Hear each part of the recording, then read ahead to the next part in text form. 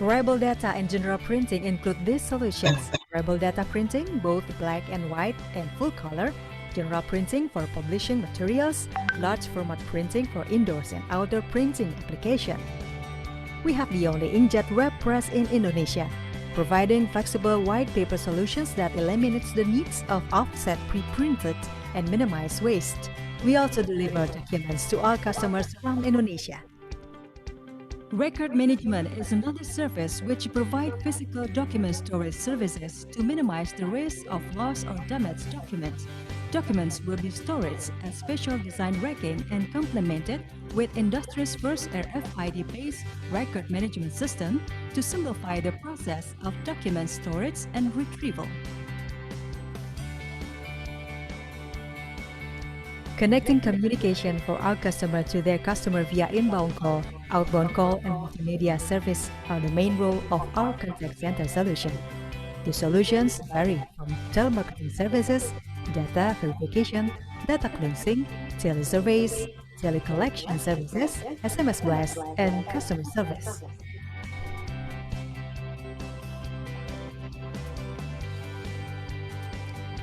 Healthcare management is a service to facilitate and handle the administration process of health claims by insurance members or company employees, such as registration, enrollment, claim processing, daily monitoring, and medical adjudication. For multiple business sectors, such as the insurance industry, banking, telecommunications, manufacturing, oil and gas, and government. By utilizing our integrated document solution service, customers can manage time and operational costs effectively in order to focus more on their main business projects. In servicing various large and multinational companies in Jakarta,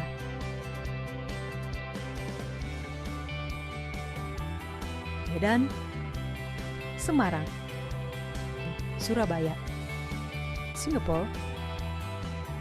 Kindly browse our website to get more details on Raycom Document Solution, your integrated document solution partner.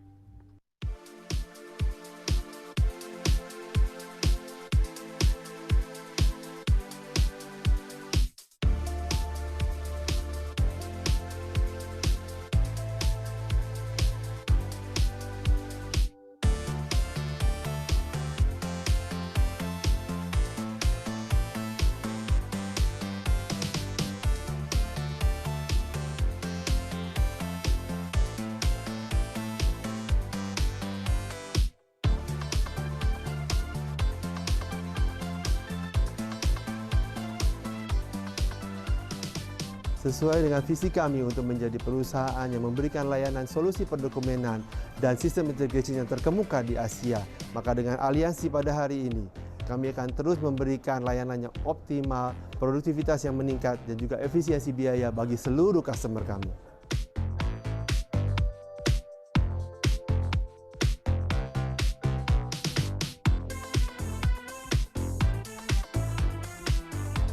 インドネシアは多くの資源と人口を持ち、東南アジア最大の力を持っております。この提携によってインドネシアの市場に入り、我々のビジネスを拡大していきたいと思っております。RDS グループの統合サービスと突破フォームズの情報セキュリティのノウハウによってデジタルソリューションのグローバル展開を図るための強い基礎になると期待をしております。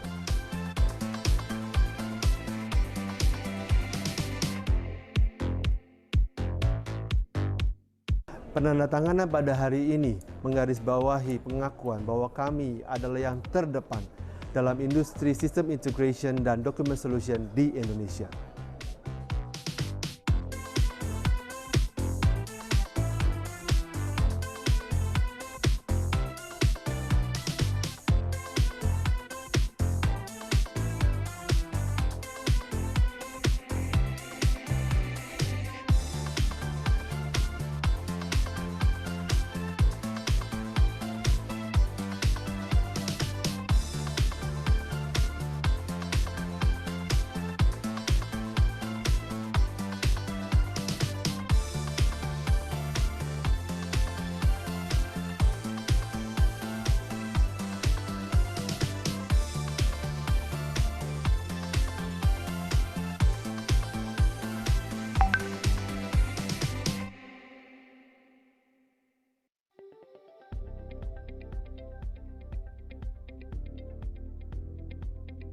Arti kesuksesan bagi saya pribadi adalah bisa memberikan value yang terbaik bagi customer kami, bagi shareholder kami, dan juga bagi stakeholder kami. Nama saya Randy Sugiarto Chandra. Saya lahir di Semarang 46 tahun yang lalu, dan saat ini saya menjabat sebagai CEO Group dari RDS Group. RDS Group ini berdiri sejak tahun 2003, tepatnya bulan Oktober. Jadi secara umum kami bergerak di bidang dokumen solution. Saat ini kami memiliki 4 bisnis pilar yang utama. Yang pertama adalah business process outsourcing, yang kedua systems integration, ketiga general printing, dan yang keempat adalah healthcare management. RDS Group memiliki keunikan jika dibandingkan dengan kompetitor-kompetitor kami, di mana RDS bisa memberikan total solution ataupun end-to-end solution kepada customer-customer kami dalam bidang dokumen dan data solution. Pencapaian terbesar kami adalah baru-baru ini kami dipercaya oleh Topan Firm sebagai strategic investor kami untuk bersama-sama kami mengembangkan bisnis RDS di Indonesia dan juga di Asia Tenggara, terutama di Vietnam dan Singapura. Dalam waktu 5 tahun ke depan, saya akan membawa perusahaan ini menjadi salah satu perusahaan yang terkemuka dalam bidang dokumen solution di Asia, terutama di Asia Tenggara. Dan saya juga akan membawa perusahaan ini masuk ke pasar bursa, terutama juga di kawasan Asia Tenggara. Sebagai seorang entrepreneur dan pemimpin, saya rasa saya adalah pemimpin yang mempunyai empati. Dengan empati ini, saya bisa membuat tim saya mencapai full potential mereka dan juga berbuat yang terbaik bagi perusahaan ini. Sebagai seorang entrepreneur, bagi kami merupakan suatu panggilan.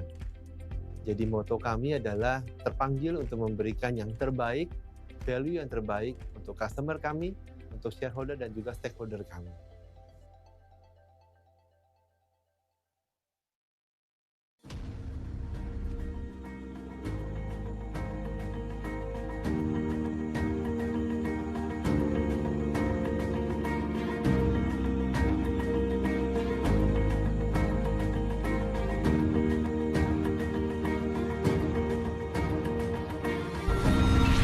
Perjalanan 1000 mil dimulai dengan satu langkah. Ya. Seberapa jauhnya perjalanan kita selalu dimulai dengan satu langkah. Nah, tanpa kita melangkah maju, berarti kita tidak bisa mencapai keberhasilan kita. 157.408 box tambahan bagi RDS Group, dan semoga kita semua berharap bisnisnya akan semakin berkembang di kemudian harinya.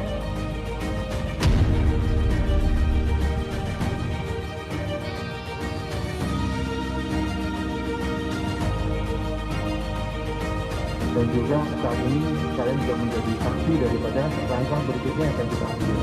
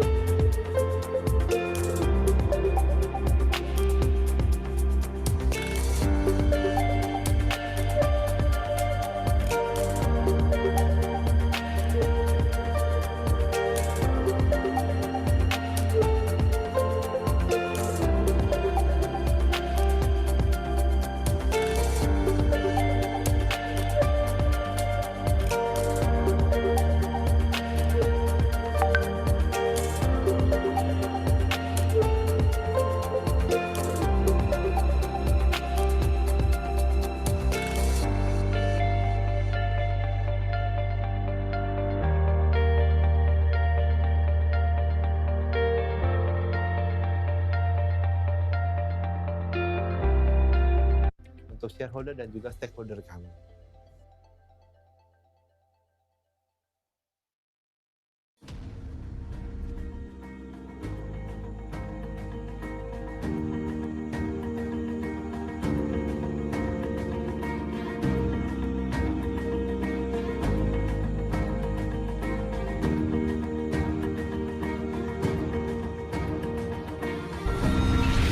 Perjalanan 1000 mil dimulai dengan satu langkah. Ya. Seberapa jauhnya perjalanan kita selalu dimulai dengan satu langkah. Nah, tanpa kita melangkah maju, berarti kita tidak bisa mencapai keberhasilan kita. 157.408 box tambahan bagi RDS Group, dan semoga kita semua berharap bisnisnya akan semakin berkembang di kemudian harinya.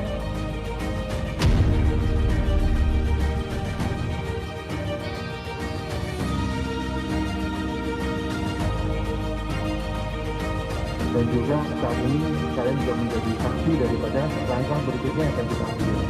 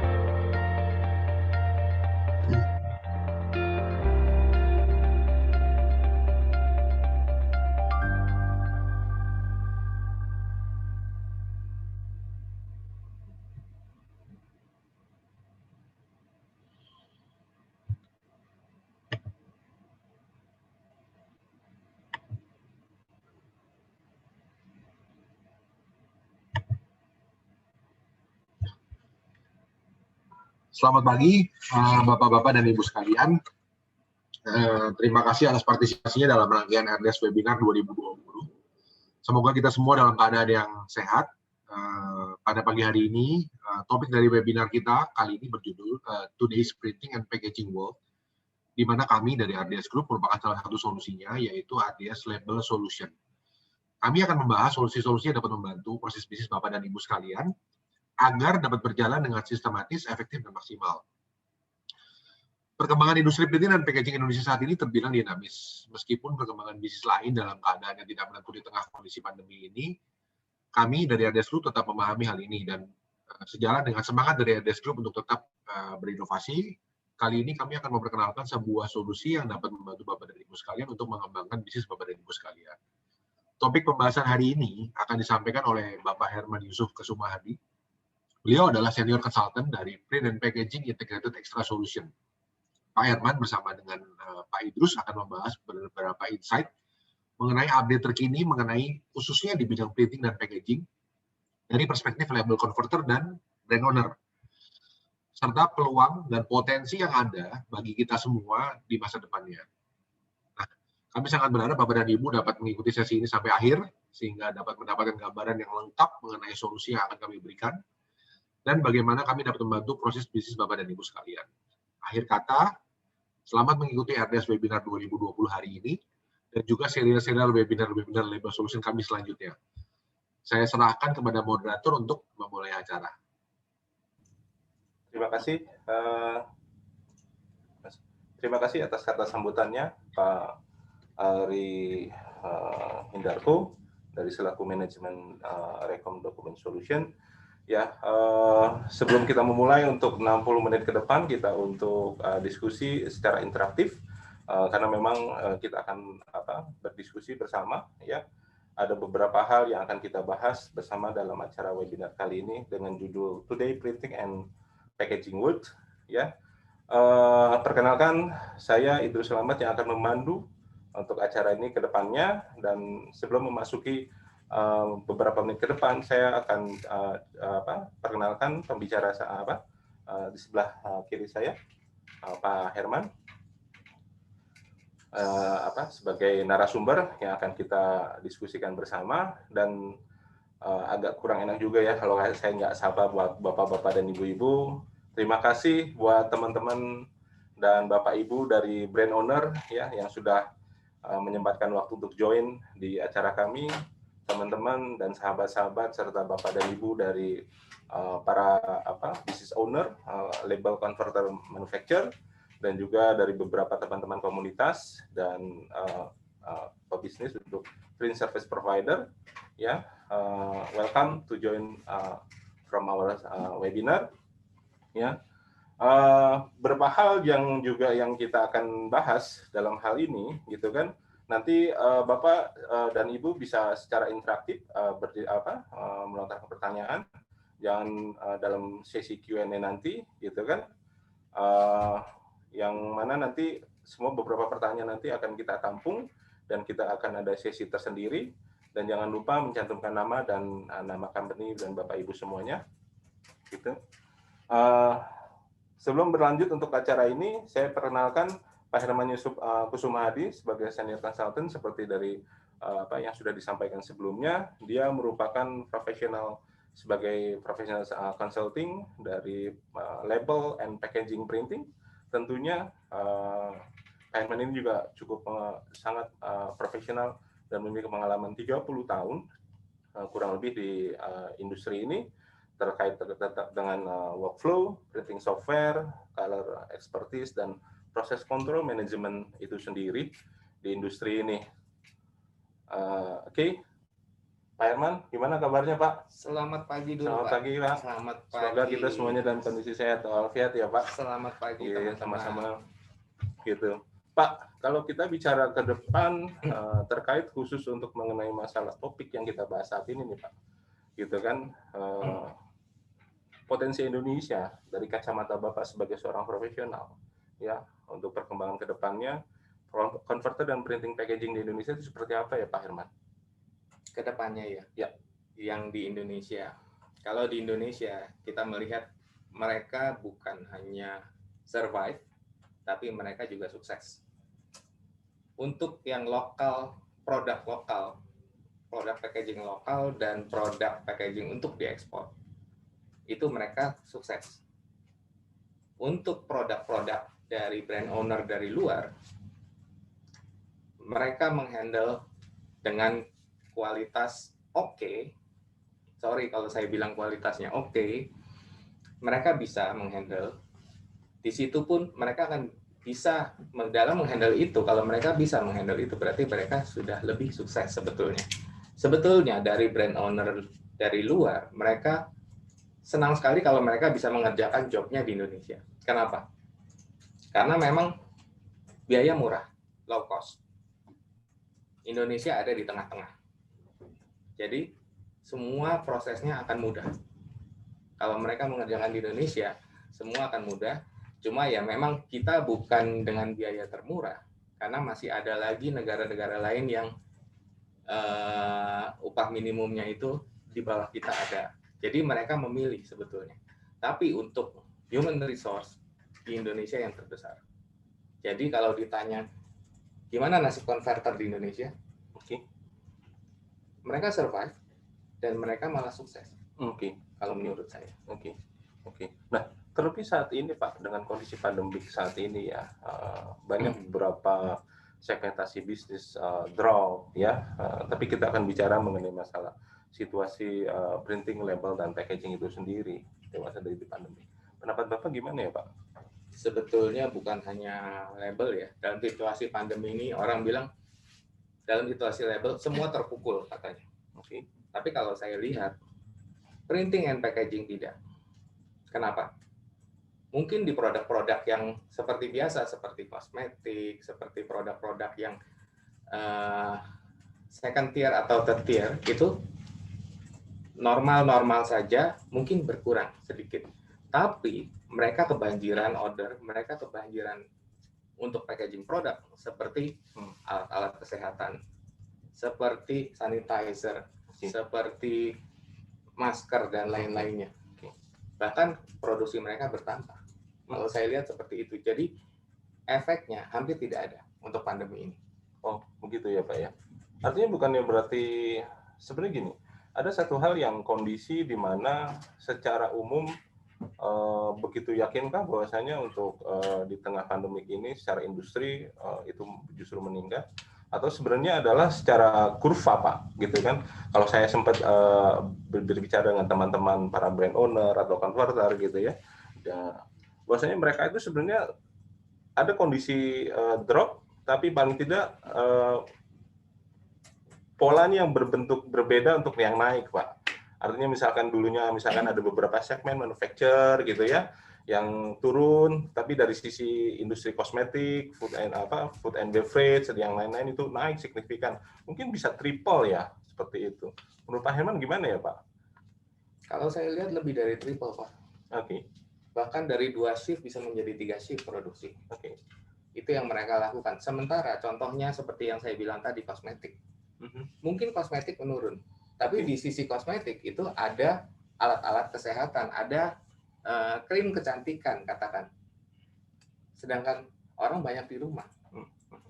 Mereka bereksperimen, mereka beli ini, mereka beli itu, bahkan mereka beli makanan-makanan sehat. Semua kan dengan packaging. Ya kan? Jadi semua packaging malah meningkat kalau saya lihat. Saya banyak berbicara dengan converter-converter. Dan mereka semua mengatakan saya overload. Pekerjaan overload. Tapi yang sifatnya pariwisata, yang sifatnya hiburan, itu menurun drastis. Berarti bisa dikatakan bahwasanya industri yang teman-teman di converter manufacture untuk khususnya label and packaging tidak mengalami satu efek penurunan loh, ya ibaratnya ya. Justru malah mereka sebenarnya secara omset naik ya. Itu berkahnya juga di pandemik ini sebenarnya gitu Pak. Paling-paling keluhan mereka apa Pak? Omset job saya naik, dari quantity, dari quality mereka juga minta naik, tapi saya harus menetapkan social distancing. Akhirnya mereka harus memperluas area. Paling itu yang terjadi. ya peraturan dalam posisi pandemik seperti ini. Tapi satu hal yang menarik Pak dalam yang Bapak sempat sampaikan tadi bahwasanya sebenarnya gini, ketika job itu naik dengan kondisi pandemik seperti ini Pak, pasti itu ada tuntutan dong dari para brand owner Pak. Artinya brand owner ini yang pemilik merek gitu kan melimpahkan beberapa production kapasitasnya ke teman-teman, baik itu yang secara manufacture sudah settle gitu kan, pemain besar, pemain menengah, dan saya dengar ada beberapa di daerah juga ya, artinya masih di kawasan Jabodetabek, pemain-pemain kecil juga banjir order juga Pak sebenarnya. Yang jadi permasalahan Pak, tuntutan dari brand owner itu apa sih Pak di tengah pandemi ini Pak, dari peningkatan kapasitas produksi tersebut Pak? Kalau brand owner lokal, saya lihat mereka mulai untuk menuntut dari sisi quality packaging. Oke. Mereka mulai mengerti quality packaging yang mereka butuhkan seperti apa. Oke. Dari sisi brand owner luar yang memberi job ke Indonesia, itu mereka sangat menuntut, mereka sangat mengerti apa yang mereka mau. Pada intinya, pada prinsipnya sebetulnya mereka selalu melihat bahwa suara konsumer mereka seperti apa. Suara konsumer mereka contohnya ibu-ibu yang datang belanja di supermarket. Ibu-ibu itu belanja, mereka melihat sederetan produk yang mereka mau beli. Kalau produk itu warnanya beda-beda, yang dipilih yang mana? Akhirnya yang dipilih adalah yang paling banyak samanya. Betul kan? Dari 10 kotak, ada satu yang warnanya muda, satu warnanya tua, sedangkan sisanya 8 warnanya benar. Mereka anggap benar karena itu yang paling banyak. Otomatis mereka akan ambil dari 8 itu. Tidak akan mereka ambil yang warnanya pucat. Itu dari tuntutan customer. Nah, dari end user seperti itu, akhirnya brand owner pun menentukan. Saya mau produk saya seragam di seluruh dunia. Biarpun saya mencetak di Indonesia, saya mencetak di Meksiko, dimanapun, mereka menuntut warna produknya sama. 100% tidak mungkin, tapi masuk dalam toleransi. Itu yang mereka maksud.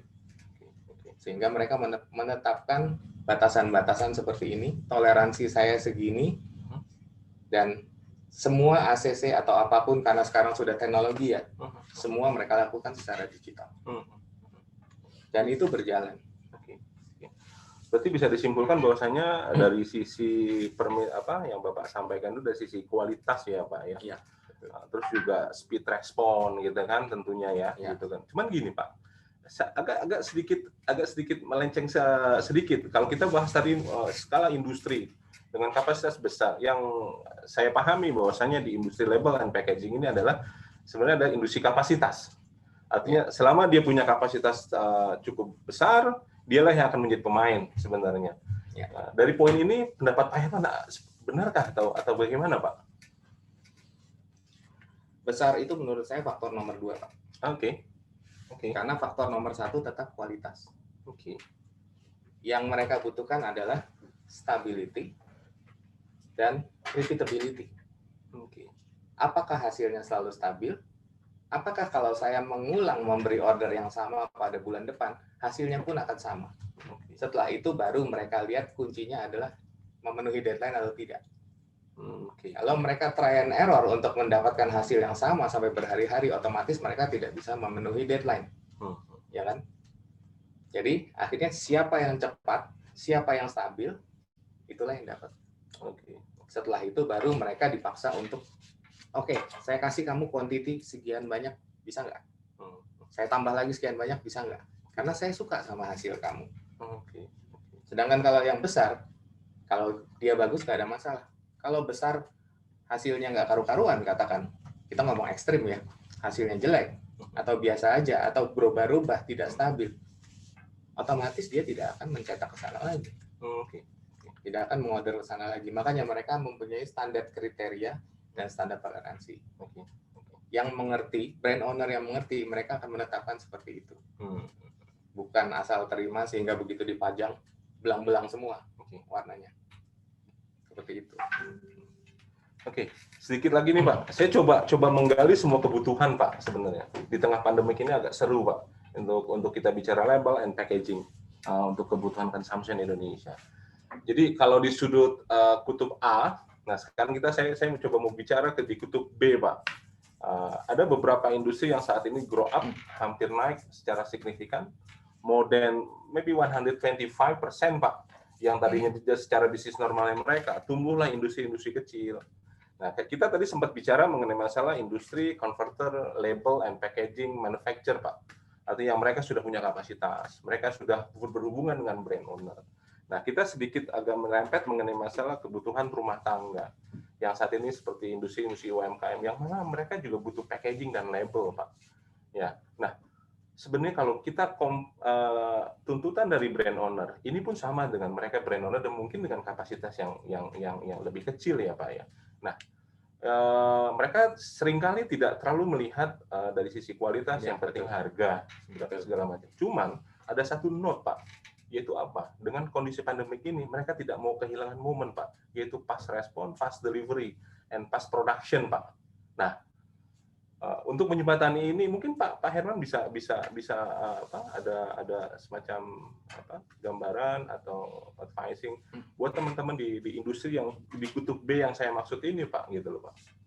Sebetulnya sih, ya Bapak bicara berarti order untuk low quantity dan high quantity kan? Ya, betul Pak. Low quantity biasa dihandle oleh perusahaan-perusahaan kecil, biasanya. Nah, untuk large quantity untuk perusahaan besar. Sebetulnya tidak masalah kalau memang perusahaan-perusahaan besar itu pun mau menghandle low quality. Demikian juga perusahaan kecil yang mereka hanya punya 1-2 mesin, mereka mau dapat order yang katakan medium quality lah gitu. Untuk mereka nggak masalah. Yang penting mereka invest ke mesin yang tepat, mesin yang akurat, yang bisa kita kontrol, terutama dari sisi warna. Kita ngomong warna karena memang warna nomor 1 yang semua orang pertama lihat sebelum melihat nama brandnya. Mereka akan melihat warna dulu. Kadang-kadang pun mereka salah melihat warna, ternyata brandnya beda. Karena yang pertama mereka lihat warna. Jadi mengerjakan yang seperti apapun, yang penting warna bisa stabil. Kita tahu itu selalu jadi acuan, semua orang hanya melihat warna dulu. Setelah warna itu bisa stabil, Anda mau UMKM, Anda mau industri besar, entah dengan cara apa Anda menstabilkan seperti saya usulkan tadi gitu loh, dengan cara yang lebih simpel, dengan menginvest mesin yang tepat, otomatis hasil yang didapatkan juga kita bisa menjamin bahwa print saya dari lembar pertama sampai ke lembar, katakan lembar 2000, itu sama. Lalu, print saya di bulan depan, kalau Anda repeat order, itu hasilnya sama. Itu yang mereka harus, ya betul Pak, itu yang mereka harus bisa guarantee, sehingga customer akan balik lagi dan akan terus bikin sama mereka. Pak, seperti itu. Kembali lagi, kalau saya tadi bicara A dan B, selalu tuntutannya pasti adalah di kualitas. Ya, betul. Nah, kita bicara kualitas, Pak. Ini sedikit-sedikit saya agak juga ingin mendalam membahasnya nih, Pak. Buat teman-teman juga mungkin sebatas informasi. Pak, kalau yang saya pahami sebelumnya nih, Pak, dari hasil sebuah cetakan itu, ya, baik itu terlalu common problemnya adalah ya CMYK RGB, Pak. Nah, Bapak sebagai seorang profesional warna nih, Pak. Mungkin ada hal yang bisa disampaikan, Pak.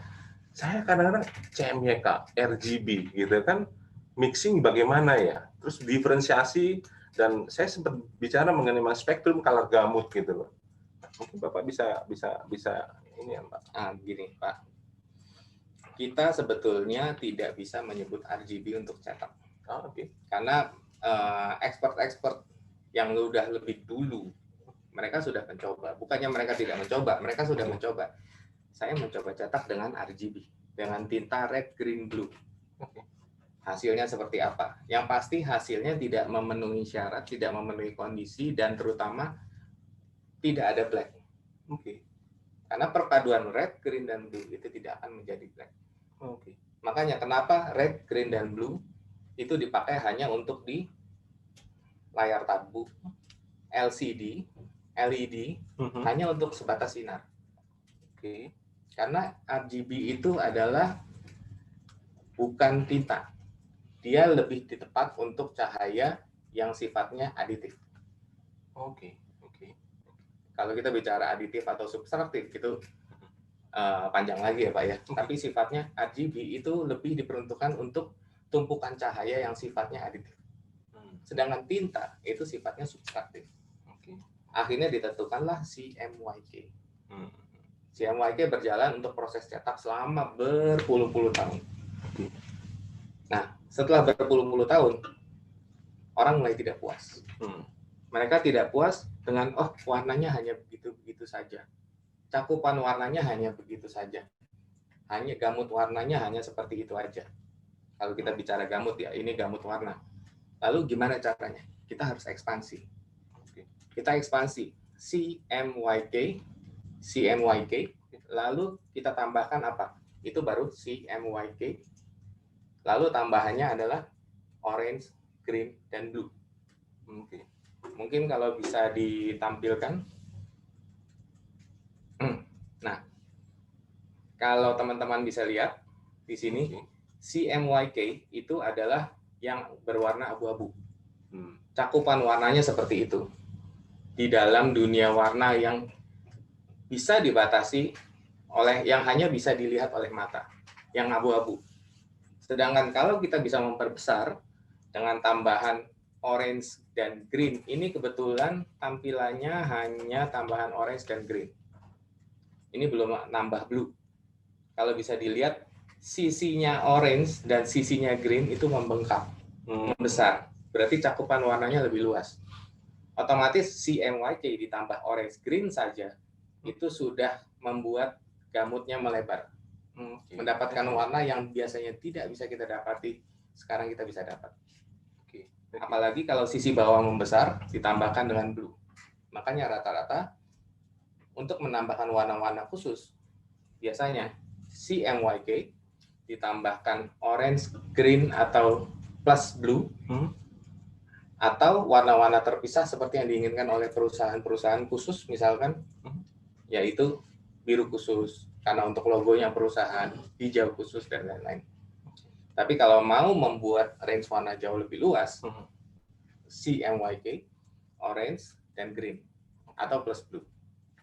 Itu adalah yang memang sudah berjalan selama ini dan saya lihat belum banyak diterapkan di Indonesia. Untuk penambahan warna seperti itu, mencampur jadi separasi 6 warna atau 7 warna. Begitu kayak warna ya Pak. Tapi hal Pak, gini loh Pak. Terkait kita bicara masalah warna juga, ya kontekstual warna, saya jadi pengen tahu loh Pak, dan mungkin juga teman-teman semuanya ya, pemirsa, seberapa persen sih Pak sebenarnya untuk spesial warna itu dibutuhkan Pak untuk industri ini Pak? Ya, kalau gitu Bapak merembetnya ke warna-warna khusus yang tidak bisa dijangkau ya. Betul, betul. Karena gini, saya sempat 1 bulan yang lalu ya kita berbicara di salah satu departemen brand owner ya. Umumnya kita bicara sama departemen R&D departemen di salah satu brand owner. Dia cuma bicara bahwasanya sebelumnya dia terlalu aplikatif, hanya standar warna CMYK dengan spesial warna tertentu gitu ya. Tapi ketika dia berbicara dengan satu alih lompatan antara konvensional mesin dengan digital mesin, dia akan bisa berinovasi Pak. Bahasanya berinovasinya adalah apa? Dalam satu image itu dia bisa mengatakan spesial warna, ini standar warna, spesial warna dalam satu desain full. Dan ini tidak artinya apa? Secara aplikatif itu bisa dikerjakan oleh beberapa mesin atau beberapa aplikatif gitu. Karena yang saya tahu juga di industri label bukan hanya cuman ngeprint set gitu satu, tapi ini ada beberapa mungkin double printing, triple printing gitu kan. Nah, kembali lagi Pak, berapa persen sih Pak sebenarnya kebutuhan itu untuk spesial warna itu dibutuhkan Pak? Saya ngerti, maksud Bapak saya ngerti. Double triple pass itu hanya untuk memperkuat warna. Kalau seperti dicetak itu bisa dikatakan density Pak. Tapi kalau memang Bapak bertanya, berapa besar sih cakupan warna yang bisa didapat dengan tambahan katakan 2 warna tadi, orange dan green. Berarti CMYK, orange, green. Berapa banyak yang cakupan yang bisa didapat? Cakupan dari mana? Karena biasanya kita hanya bermain CMYK, lalu kita menambahkan warna spot 1, warna spesial, atau warna spot 1, spot 2, spot 3, dan seterusnya. Bapak punya mesin 8 modul ya, Bapak bisa menambahkan 4 di luar CMYK. Nah, sekarang bayangkan, kalau tiap kali Anda menggunakan tinta spot 1, spot 2, spot 3 yang selalu diganti dengan warna-warna yang berbeda. Oke. Berapa besar gudang Anda menyimpan kaleng-kaleng tinta tersebut? Tiap kali order tinta, selesai pakai, masuk gudang. Gudangnya pasti besar, saya jamin. Nah, kalau katakan sekarang kita bisa CMYK orange green dan total ini menghasilkan bisa mengcover warna sebanyak 80% dari keseluruhan warna yang ada. Otomatis stok Anda untuk menambahkan warna spesial itu akan jauh lebih berkurang karena Anda sudah menangani 80% dengan CMYK orange green. Tambahannya itu kalau sampai diperlukan, katakan apa? Yang benar-benar tidak bisa di-cover. Metalik. Gold, silver metallic, red metallic. Paling itu. Jadi jauh lebih efisien sebetulnya. Berarti kalau saya simpulkan tuntutan itu dan sinkronis spesial warna itu lebih dari sekitar 80% ya Pak ya. Kalau saya bisa simpulkan untuk dari statement Pak Herman. Nah, sekarang yang menarik nih Pak, di era dunia digital ya, mesin juga semuanya digital Pak, gitu kan? Tapi terkait perkembangan di Indonesia itu agak lambat Pak, gitu ya. Apakah secara konteks teknologinya atau memang dari para konverternya yang sudah cukup nyaman menggunakan konvensional mesin Pak Herman? Anda sebagai seorang praktisi dari sisi color management kan tentunya dengan spesial warna ditambah tadi informasi bahwasanya dari salah satu brand owner mereka cukup puas melakukan development warna gitu kan. Nah, disposisi label dengan label digital dengan konvensional label equipment atau mesin, ini pandangan Pak Herman seperti apa Pak? Pertama yang Bapak sebut lambat tadi ya. Ya. Bapak sebut lambat. Kenapa? Karena tradisi Pak. Di Indonesia tradisi. Siapa yang udah beli? Duluan. Begitu ada yang beli, semua pada ngintip. Bagus nggak? Bagus nggak? Begitu bagus, baru mulai pada nawar. Nah, mereka melihat seperti itu. Padahal kalau dia bisa memulai dulu, otomatis dia akan jadi pioneer. Ya kan? Cuma memang dia bereksperimen. Contohnya, sekarang selama ini semua pada memakai konvensional. Lalu masuk teknologi digital. Seperti digital label, digital banner, dan lain-lain. Untuk print secara digital.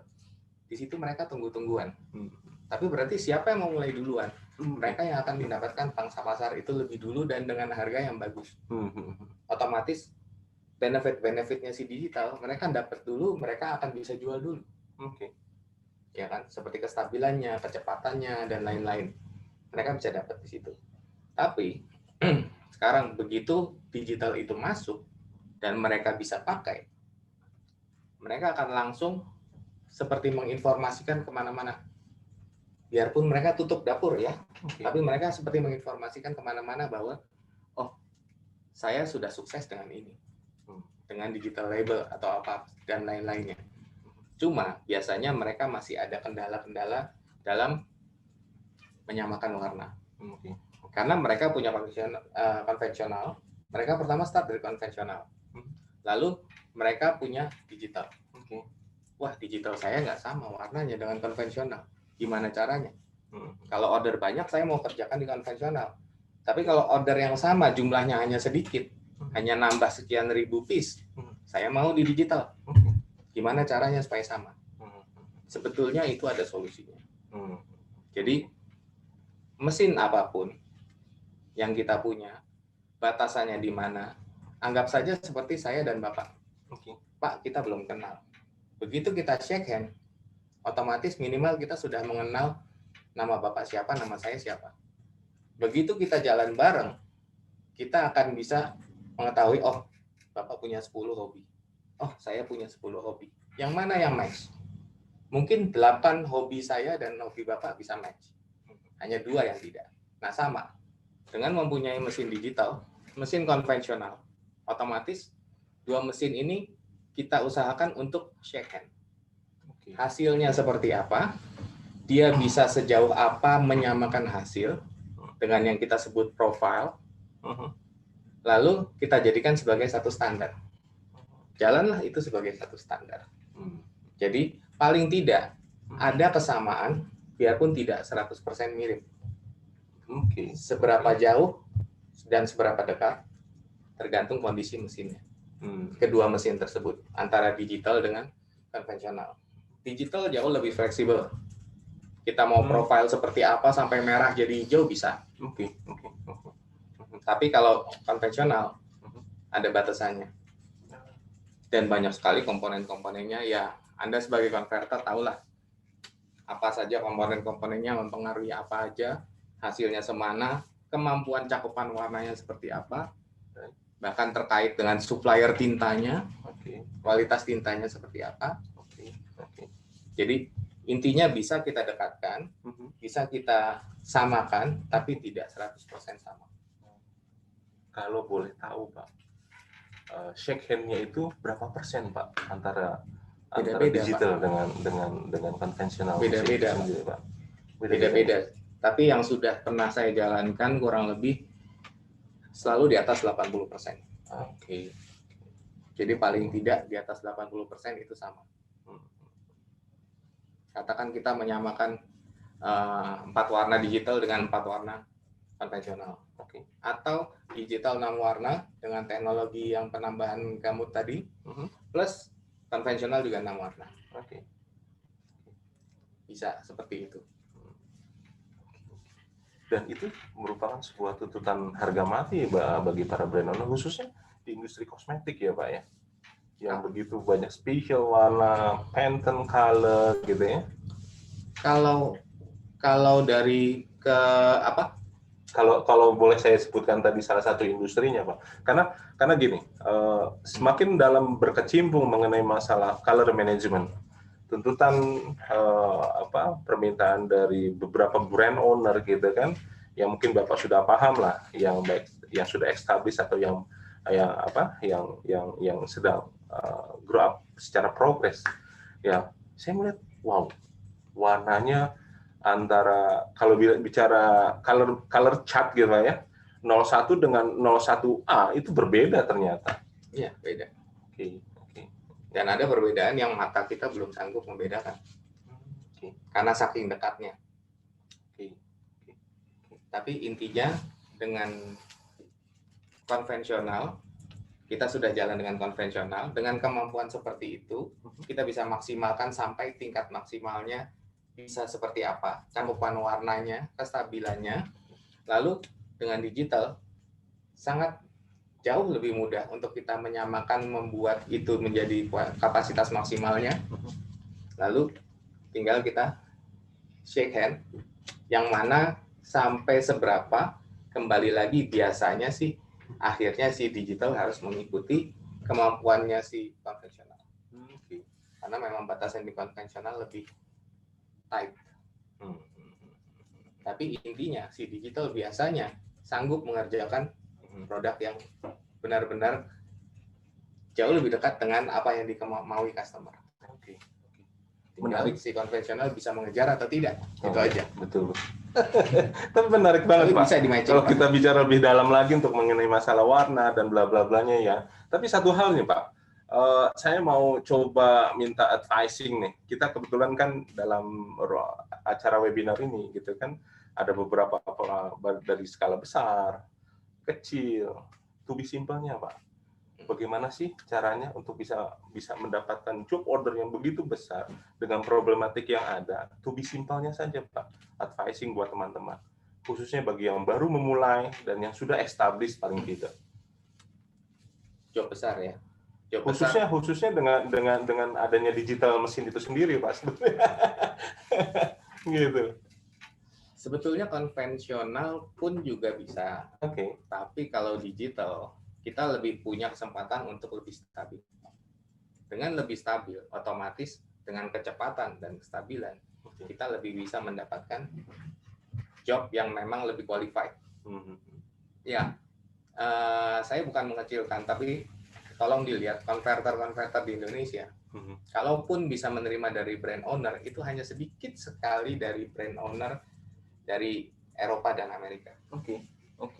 Hanya sedikit brand dan hanya sedikit yang sanggup melakukan. Sementara lebih banyak dari Middle East dan dari Asia. Karena memang itu tidak membutuhkan kualitas yang dalam toleransi sempit. Sedangkan US dan Europe, mereka membutuhkan toleransi yang lebih ketat. Jadi hanya sedikit yang sanggup di Indonesia untuk mengerjakan seperti itu. Pak, ditahan Pak. Kita akan terus cukup menarik pembahasan ini sebenarnya. Cuman kita dibatasi oleh waktu juga. Karena juga sudah tidak bersabar dari teman-teman, mungkin ada yang mau hendak bertanya dan segala macam. Tapi perlu saya garis bawahi sih Pak, dari beberapa menit sebelumnya kita berdiskusi mengenai masalah industri ini. Kalau saya bisa rangkum, sebenarnya dengan kondisi pandemik di tahun ini dan yang ke depan gitu kan, industri label and packaging, this is the industry yang paling tough, paling baik, dan secara grow up di tahun depan secara optimis akan omset lebih besar lagi. Yang kedua, apa sih yang menjadi satu patokan dasar kebutuhan untuk bisa lebih memenangkan di pasar, yaitu adalah dari sisi warna, kualitas, stabilitas, repeatability gitu kan ya, dan kecepatan. Dan kecepatan tentunya, kecepatan respon ya Pak ya, gitu kan. Oke, baik. Oke, saya buka sesi untuk Q&A buat teman-teman semuanya. Jadi kalau misalkan ada yang mau bertanya, 15 menit ke depan kita akan membahas bersama-sama dengan teman-teman.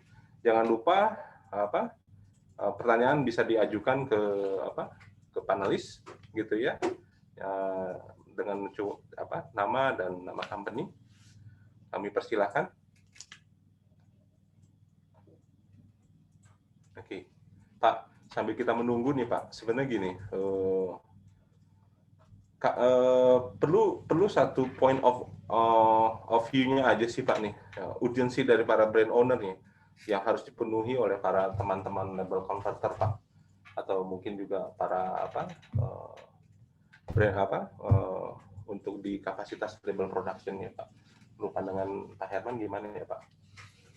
Ya, biasanya brand owner yang mengerti. Tadi kita udah singgung sedikit ya. Betul. Biasanya brand owner yang mengerti. Mereka akan menentukan. Bahkan mereka punya bukan cuma satu lembar ya. Mereka punya satu bundle, satu buku yang berisi mungkin puluhan atau ratusan halaman bahkan. Untuk guiding dari mulai awal job itu masuk sampai akhir. Kalau company yang sudah established seperti itu, mereka mempunyai guiding seperti itu. Jadi guidingnya ini dari mulai bahannya apa, toleransi warna bahan larinya semana, bagaimana Anda melakukan pengecekan, Anda melakukan dengan cahaya apa, lalu kestabilan tinta Anda seperti apa dari batch to batch. Jadi dari produksi yang kali ini sampai ke order yang berikutnya untuk produksi yang mereka order di bulan depan. Itu dari bahan. Lalu dari cetak. Dari cetak mereka akan membeli toleransi. Standar toleransi, saya yakin teman-teman udah tahu biasanya disebut delta I. Jadi tingkat delta I-nya seberapa? Delta E. Bahasa Indonesia delta E. Dulu pas kuliah sempat itu loh, delta A, delta B, delta E kesimpulan. Itu temannya Pythagoras. Oh, Pythagoras. Yang cerita. Oke, lanjut Pak, lanjut gimana? Seberapa toleransinya, mereka bisa mentoleransi sampai dalam prototype, mereka mentoleransi segini. Tapi di dalam produksi, mereka mentoleransi segini. Mereka masih membeli range yang lebih longgar untuk toleransi. Sampai seperti itu. Bahkan mereka memperhitungkan efek barang ini kalau dilihat dengan cahaya yang berbeda. Itu semua ditulis. Harap Anda amati dengan cahaya standar ini, dengan cahaya option ini, apakah membias atau yang biasa disebut metameris. Semua itu mereka tulis seperti itu. Yang komplit ya. Dan itu biasa di dalam ada semacam buku panduan mereka lah. Syarat Anda untuk menjadi supplier kami. Biasanya brand owner seperti itu. Yang komplit ya Pak. Saya ngomong tahan dulu Pak. Ini ada pertanyaan masuk nih Pak. Dari Pak Heri, pertanyaannya, apakah perlu kalibrasi color antara perangkat PC dengan device printer yang digunakan? Mohon penjelasannya, karena warna yang keluar selalu berubah jika berbeda PC ya Pak. Oke. Wah, ini udah kontekstual warna nih Pak. Dengan masalah kalibrasi ya Pak ya? Ya, betul. Bapak ngomong masalah kalibrasi antara layar dengan printer. Kita sendiri nggak tahu. Printer itu bervariasi dari mulai 400.000 sampai sekian puluh juta. Layar juga bervariasi dari mulai layar brand Cina yang murah meriah, size kecil, sampai yang ukuran besar brand profesional. Saya nggak perlu sebut brand. Tapi harga beda, apa yang Anda dapatkan selalu beda. Betul kan? Nah, sekarang layar itu bisa kita kalibrasi. Kalau bicara layar kita bisa kalibrasi. Dengan alat-alat tertentu, alat kalibrasi yang memang sudah jadi standar di mana-mana.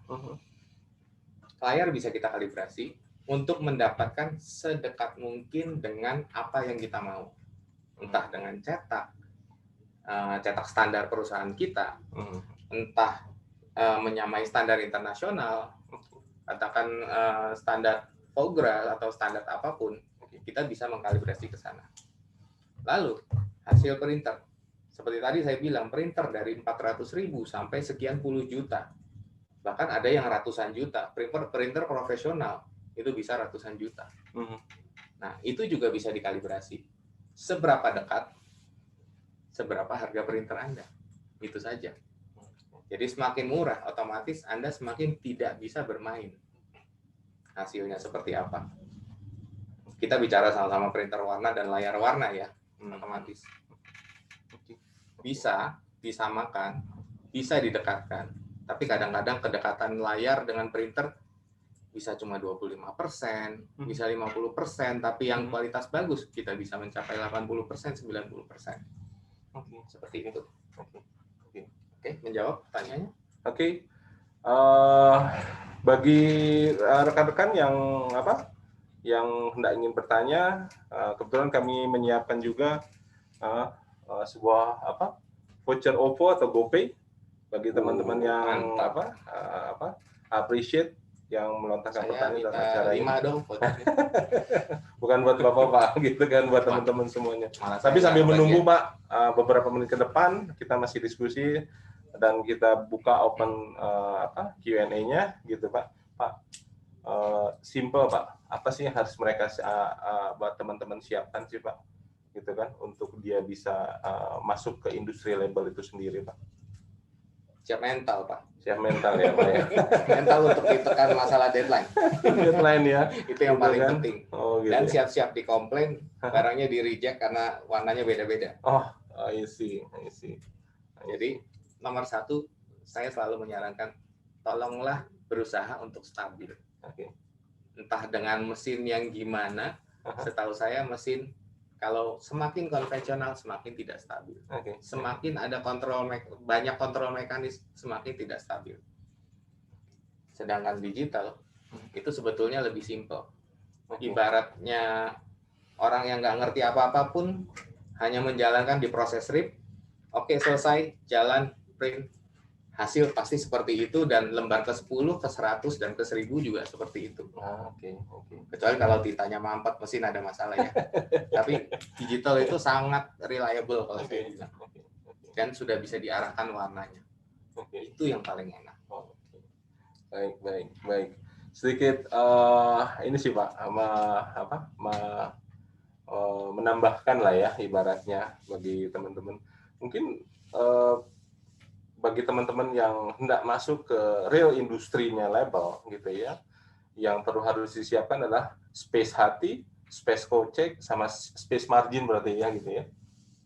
Iya, betul. Space margin. Oke. Mungkin ada yang bertanya lagi kemudian? Masih dibuka gitu kan. Oke, ini ada yang masuk dari Pak Arif, Pak Herman. Untuk teknologi saat ini, apakah sudah bisa melakukan kalibrasi untuk material di atas alufoil? Nah, kita bicara alufoil nih, Pak. Nah, kalau aluminium foil, atau kita bisa bilang golongannya kurang lebih mirip. Di atas aluminium foil, tinta metalik itu golongannya mirip. Oke. Karena tinta sifatnya kan non opak. Artinya tinta itu sifatnya transparan atau translucent. Jadi ditaruh dimanapun, dia akan menampilkan juga efek dari material di belakangnya. Kalau memang material di belakangnya adalah aluminium foil, otomatis dia akan menampilkan efek seperti metalik. Atau bahannya biasa, tintanya sendiri metalik. Dari dua hal itu. Untuk sejauh ini, yang pasti Bapak tahu semua, Bapak dan Ibu tahu bahwa di layar kita tidak bisa melihat metalik. Kecuali hanya appearance yang dibuat gradasi sehingga terlihat seperti metalik, tapi bukan metalik. Di layar selesai, tidak ada cerita urusan metalik. Tapi dicatakan kita bisa bermain metalik, terutama dengan tinta metalik.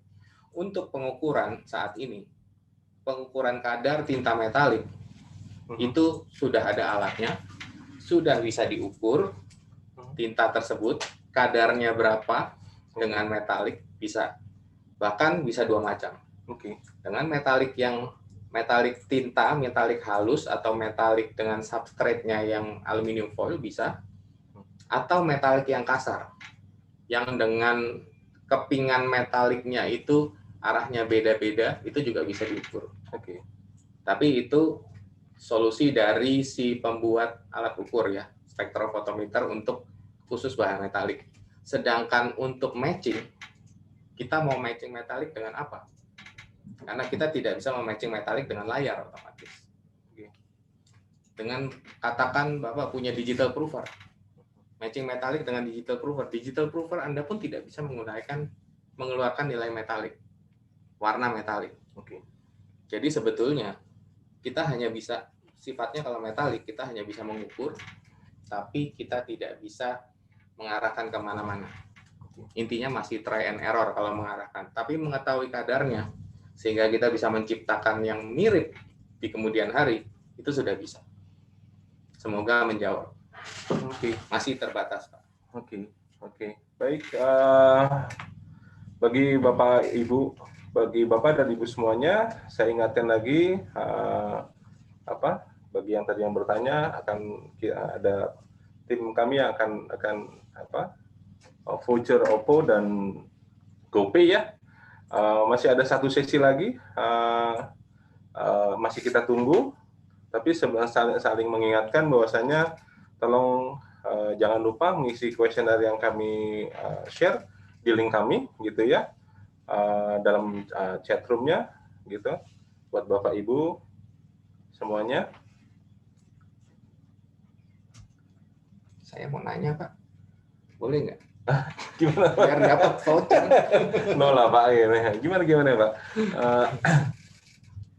Baik, tidak ada.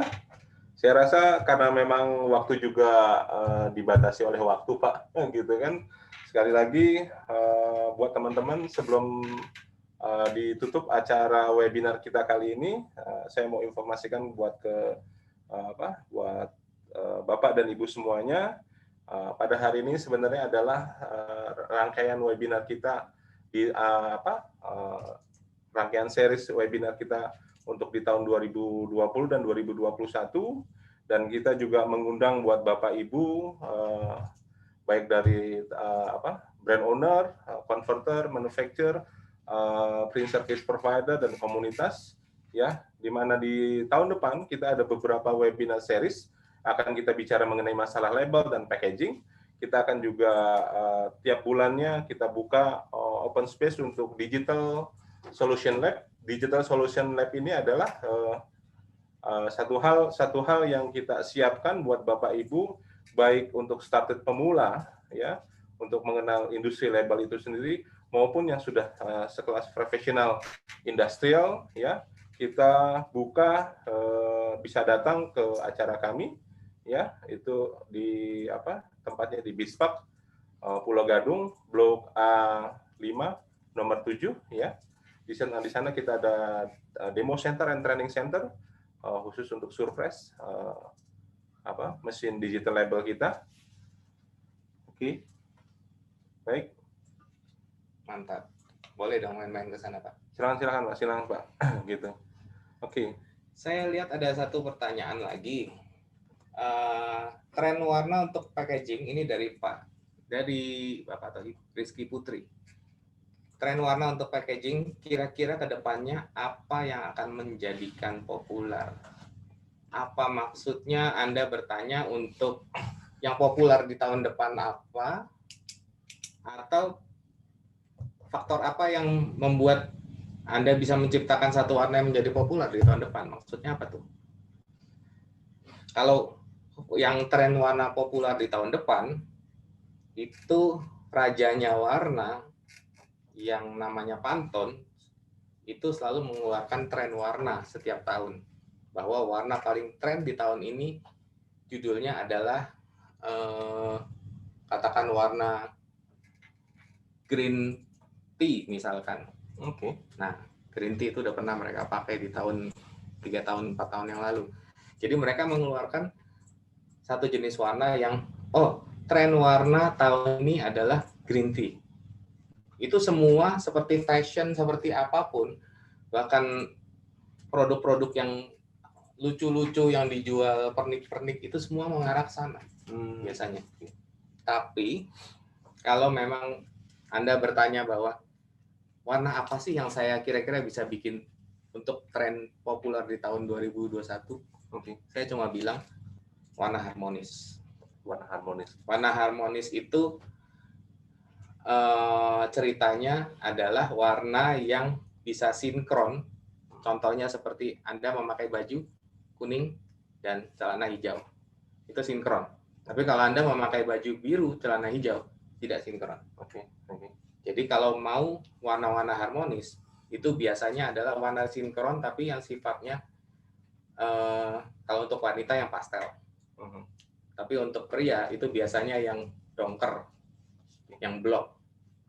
Seperti contohnya warna hijau semen dikombinasikan dengan kuning-kuning yang semu gitu loh. Tapi kalau kita menyebut seperti itu, orang bisa ngarahnya kemana aja ya. Sedangkan kalau mau akurat, dengan Pantone sekian, kita bisa sebut seperti itu. Sorry, ada pertanyaan lagi? Ini dari Pak Fani Wulur. Apakah ada tips dan trik atau teknik khusus dalam melakukan print pada label packaging, atau itu semua kembali kepada printer yang digunakan? Tips and trick, Pak. Bapak sebut printer pada label packaging. Asumsi saya printer digital ya. Sepertinya ya. Kalau memang asumsinya print digital, itu tips and trick-nya hanya kita menentukan yang disebut ink restriction. Untuk level-level stepping-nya. Dan satu lagi adalah kita menentukan profile untuk diarahkan kemana. Jadi ada profile source dan profile target. Sorry bahasanya mungkin agak awam, tapi ini butuh penjelasan lumayan panjang, Pak. Kalau untuk digital ya, berarti kita bisa mengarahkan profile itu dari mana ke mana. Mesin tinggal mesin, printer tinggal printer. Apapun yang dia harus print, dia akan didapat instruksi dari konsolnya. Di konsol kita arahkan dari mana suruh kemana, dia akan mengarah ke sana. Makanya seperti tadi saya bilang, merah kita mau bikin jadi biru bisa. Kita arahkan kemana? Semaunya. Jadi dari kontrol di situ, kita bisa mengarahkan entah mau mengikuti standar internasional, mau mengikuti standar yang Anda punya sendiri. Contohnya, katakan mesin konvensional yang Anda jadikan satu standar, satu unit karena itu mesin terbaik, Anda jadikan satu standar, semua mengarah ke sana bisa. Kalau di digital. Tapi kalau di konvensional, Anda hanya bermain dari semua kontrol di mesin yang ada, dan itu sangat bisa bermain sekali, jadi sama sekali selalu tidak stabil. Itu semua bisa dimainkan. Dan faktor yang membuat itu bermain sendiri pun banyak. Jadi kita hanya bisa melakukan apa yang di tahap yang disebut dari bidang prepress. Setelah itu tinggal pintar-pintarnya main di mesin cetak. Untuk proses mencetak, tidak ada yang istimewa. Cetak hanya cetak. Mesin cetak hanya untuk mencetak dan mencetak. Printer hanya untuk ngeprint dan ngeprint. Tinggal kelebihannya apa? Dari otaknya sendiri. Kalau printer digital punya RIP dan konsol, kalau mesin cetak hanya ada konsol dan konsol itu mengontrol mekanis, hanya itu. Tapi di gerbang depan, di gerbang prepressnya, kita lebih jauh bisa bermain pada printer digital. Entah itu untuk label, untuk apapun di situ. Baik, menarik Pak. Tak terasa ya, waktu juga yang membatasi kita dalam acara webinar kita kali ini, gitu ya. Oke. Oh, ternyata masih ada satu pertanyaan lagi kami membuka buat Bapak Ibu, ya, untuk ke depan. Masih ada lagi? Jika masih ada silahkan, gitu kan. Dan silahkan nikmati voucher OVO dan GoPay, ya. Oke. Jika tidak ada,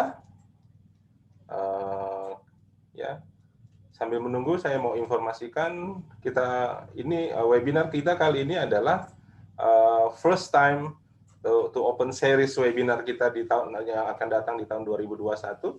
Ya, kita akan laksanakan setiap per kuartal dan dalam setiap bulannya kita juga open untuk digital lab solution. Digital lab solution kita maksudnya adalah Bapak Ibu bisa masuk ke komunitas kami dan Bapak Ibu juga para brand owner, converter label, ya, manufacturer, print service provider dan teman-teman komunitas bisa datang.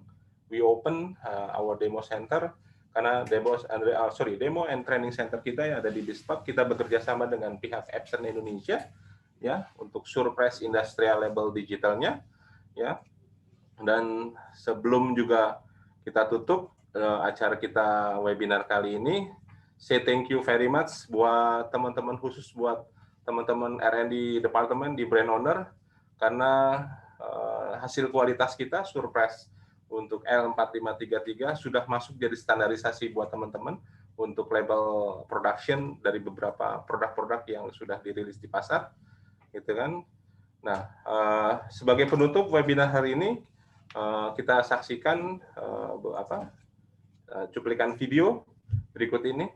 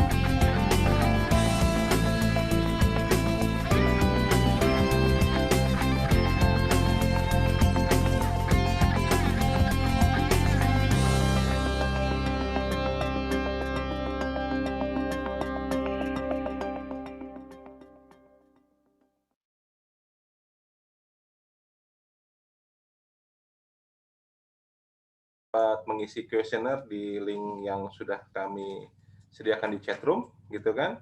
Adapun kami mohon maaf sekali karena dibatasi oleh waktu, jualah ya, tapi tidak usah khawatir, beberapa pertanyaan yang belum sempat kami jawab, kita akan coba berikan jawabannya di luar dari acara ini, dan kita akan menghubungi Bapak dan Ibu untuk berdiskusi lebih lanjut. Dan sekali lagi terima kasih atas partisipasinya, kesediaan waktunya untuk bisa bergabung di acara kami. Untuk ke depan jangan lupa di seri-seri berikutnya di webinar dan digital lab solution kami menunggu kedatangan Bapak Ibu ya untuk